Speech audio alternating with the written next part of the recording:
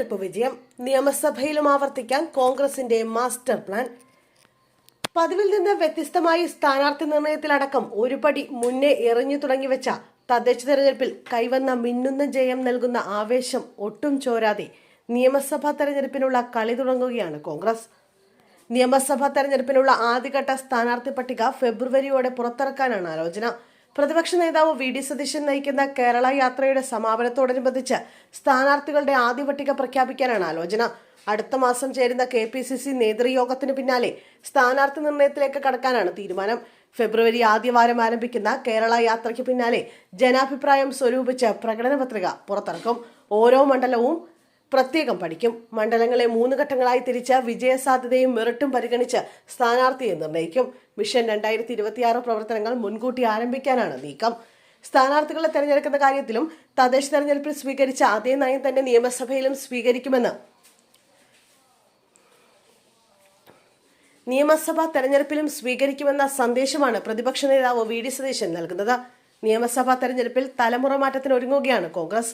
50% സീറ്റുകൾ യുവാക്കൾക്കും വനിതകൾക്കും നൽകുമെന്നാണ് വി ഡി സതീശൻ പറഞ്ഞിരിക്കുന്നത്. പലതവണ മത്സരിച്ച് പരാജയപ്പെട്ടവർ സമ്മർദ്ദതന്ത്രം പ്രയോഗിച്ച് മത്സരിക്കുമ്പോൾ അത് LDFന് ഗുണകരമാകുന്ന സാഹചര്യം ഉണ്ടായിട്ടുണ്ട്. അത്തരം സാഹചര്യത്തിലേക്ക് ഇത്തവണ പോകില്ലെന്നും സതീശൻ വ്യക്തമാക്കി.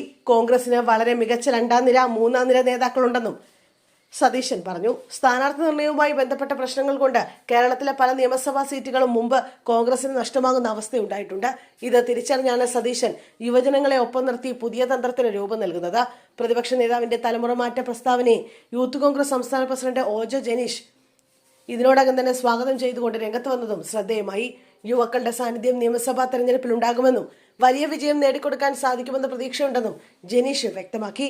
തദ്ദേശ തെരഞ്ഞെടുപ്പിൽ ചെറുപ്പക്കാർ മത്സരിച്ച ഇടങ്ങളിൽ കോൺഗ്രസിന് വലിയ വിജയം നേടാൻ സാധിച്ചിരുന്നു.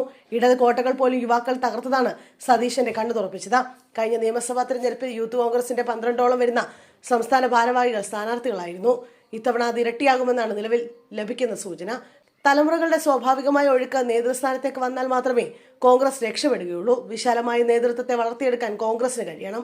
അവസരങ്ങൾ നിഷേധിക്കപ്പെട്ട നിരവധി പേരുണ്ട്. അവർക്ക് എല്ലാവർക്കും അവസരം ലഭിക്കണം. സതീശന്റെ നിലപാട് പ്രാബല്യത്തിൽ വരുത്താൻ കഴിഞ്ഞാൽ അത് നിയമസഭാ തെരഞ്ഞെടുപ്പിൽ കോൺഗ്രസിന്റെ വലിയ മുന്നേറ്റത്തിന് കാരണമാകും.